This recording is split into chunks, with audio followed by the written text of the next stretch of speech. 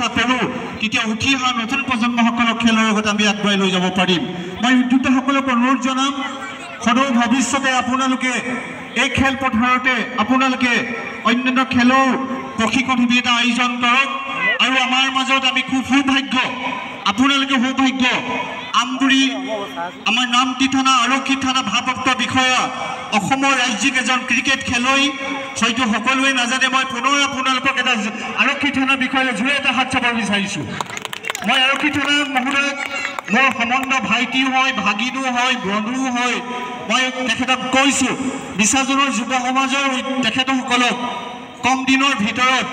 ক্ৰিকেটৰ প্ৰশিক্ষণ শিবিৰ এটা ব্যৱস্থা কৰি দিবলৈ কৈছোঁ তেখেতে মোক কথা দিছে আৰক্ষী বিষয়াসকলে ৰাজহুৱা কামত বিশেষকৈ লাগি থাকিব নোৱাৰে আপোনালোকে জানে তেখেতে যিমানখিনি পাৰে সহযোগিতা কৰিব ময়ো আপোনালোকক সহযোগিতা কৰিম বুলি মই কথা দিছোঁ ২ নম্বৰ কথাটো হ'ল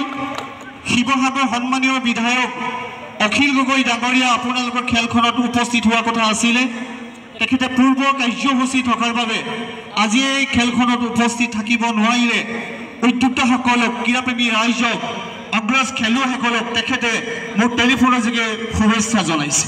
আৰু যদি খেলৰ ক্ষেত্ৰত এই খেলপথাৰৰ অন্যান্য কিবা ক্ষেত্ৰত যদি কিবা কথা পাতিব বিচাৰে কিবা সহযোগিতা লাগে উদ্যোক্তাসকলৰ লগত বহি আলোচনা কৰিব তেখেতে মোক টেলিফোনে যোগাইছে পুনৰ মই